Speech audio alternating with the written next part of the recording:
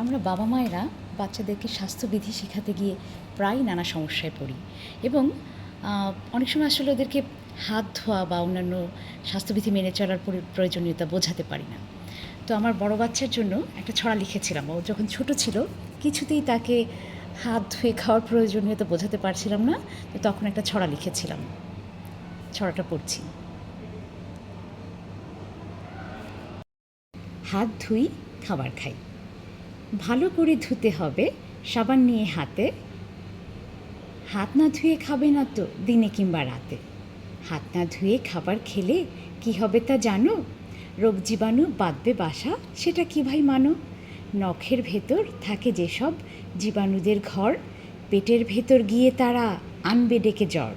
ব্যথা হবে, পেট গুড়গুড়, আর যে হবে বমি, মাথা ঘুরবে, বুক ধরফর, জানো না কি তুমি? এসব কিছু হওয়ার আগে হাতটা ধোয়া চাই, জীবাণুদের ঢিসুম ঢুসুম দিতে হবে ভাই। হাতটা ধোবে, মুখটা ধোবে সাবান যখন আছে, তাহলে আর অসুখ বিসুখ আসবে না তো কাছে। ধন্যবাদ।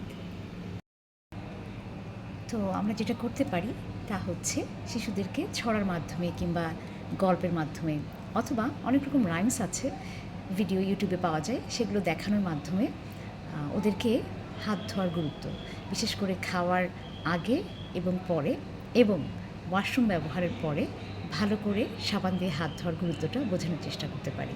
ধন্যবাদ।